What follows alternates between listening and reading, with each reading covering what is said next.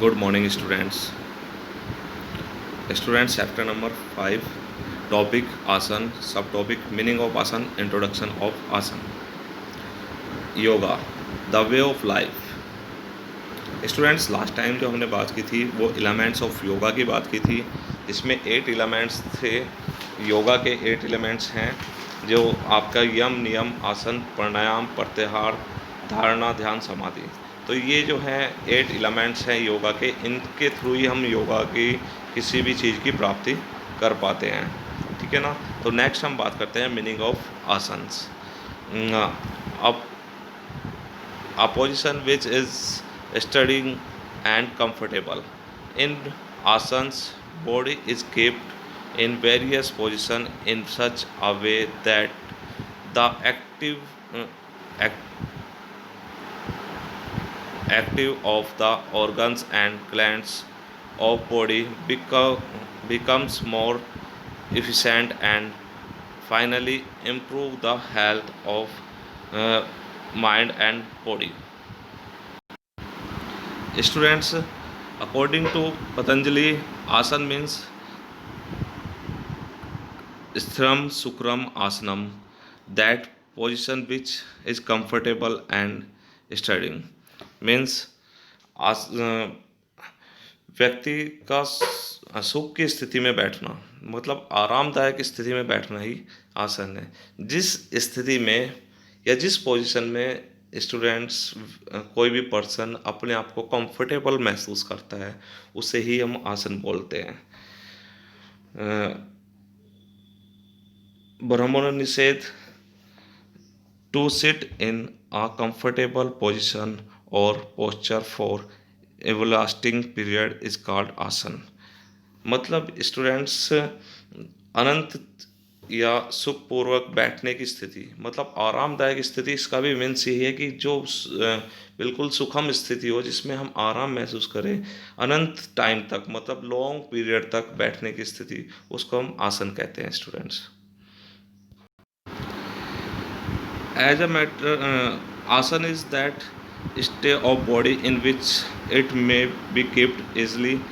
As a matter of fact, the ability to sit comfortably for an extended period of time in any position is called आसन। मतलब किसी भी position में last time तक easily बैठने को हम आसन बोलते हैं।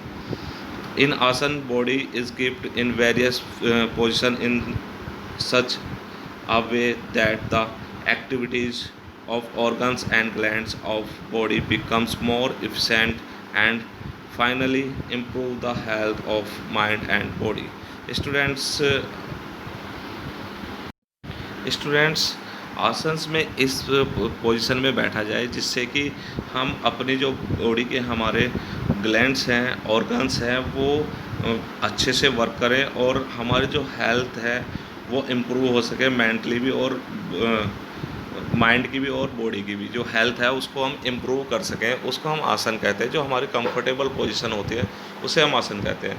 इसके बाद नेक्स्ट है students classification of asanas. Students asanas are classified mainly into the following three categories on the base of their effects। सबसे फर्स्ट है स्टूडेंट्स मेडिटेटिव आसन्स, सेकंड है रिलैक्सेटिव आसन और थर्ड है स्टूडेंट्स कल्चरल और करेक्टिव आसन्स। तो स्टूडेंट्स सबसे फर्स्ट हम बात करते हैं मेडिटेटिव आसन्स।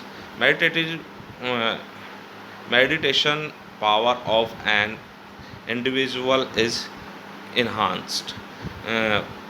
स्टूडेंट्स जो हमारी पावर को इन्हांस करे, बढ़ाए, उसको हम मेडिटेशन आसन बोलते हैं।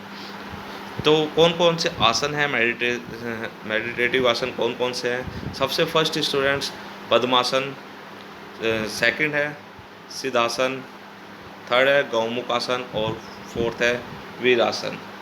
स्टूडेंट्स इसमें स्वास्तिक आसन भी आता है आपका, मेडिटेशन आसन में स्वास्तिक आसन भी आ जाता है, कभी कभी वज्र आसन भी आपका मेडिटेटिव आसन में आ जाता है। तो एक्सेट्रा इसमें दिया हुआ है तो काफ़ी आसन हो सकते हैं, लेकिन मेनली जो है पद्मासन, सिद्धासन, गौमुखासन और आपका स्वास्तिक आसन, ये जो है ये मेडिटेटिव आसन है जो आपकी पावर को इन्हांस करते हैं।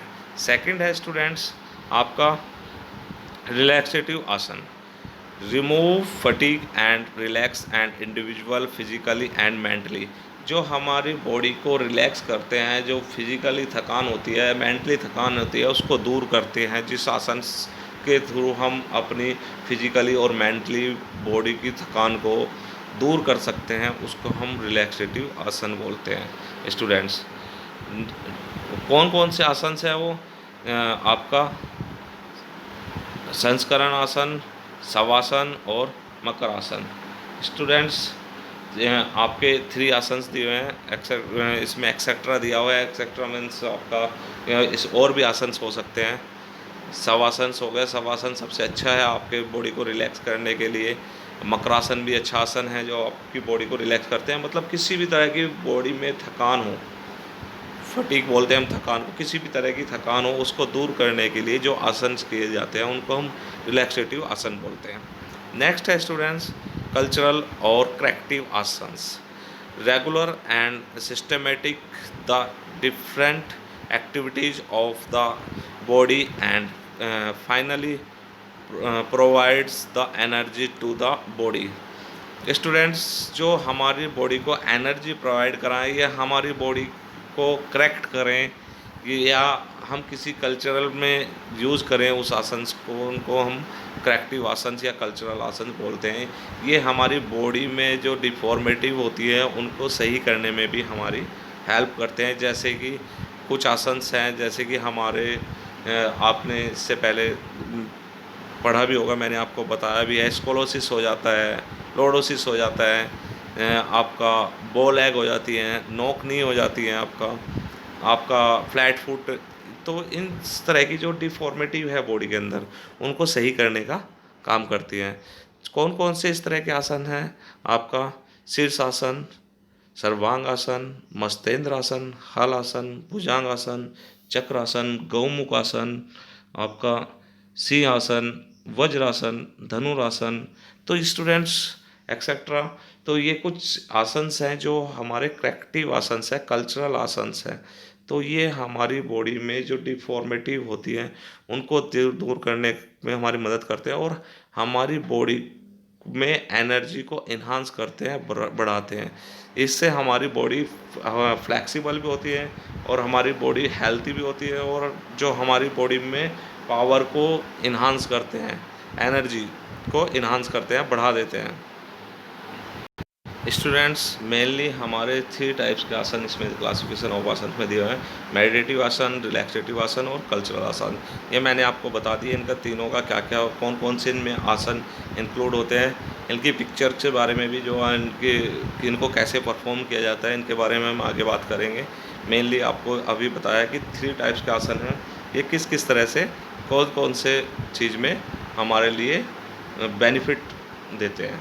ठीक है ना स्टूडेंट्स, तो इसके कुछ पिक्चर्स भी दिए हैं, जैसे पद्मासन कैसे लगाया जाता है। ठीक है ना स्टूडेंट्स, शीर्षासन कैसे होता है, संस्करण आसन कैसे होता है, तो ये आपको एक एक डेमो भी इसमें दिया हुआ है। तो स्टूडेंट्स मेनली आपको इस टॉपिक में यही करना है। सबसे फर्स्ट इसमें मीनिंग ऑफ आसन लिखना है, क्लासिफिकेशन ऑफ आसन लिखना है, आसन्स को डिवाइड करना है, फिर मेडिटेटिव आसन, रिलैक्सेटिव आसन और कल्चरल या करेक्टिव आसन्स को एक्सप्लेन करना है। तो नेक्स्ट टॉपिक में हम बात करेंगे स्टूडेंट्स मीनिंग ऑफ प्राणायाम। तो जो डीपली प्राणायाम का है, प्राणायाम और मीनिंग ऑफ मेडिटेशन, इसको हम डीपली एक्सप्लेन करेंगे नेक्स्ट टॉपिक में। Okay students, thank you students.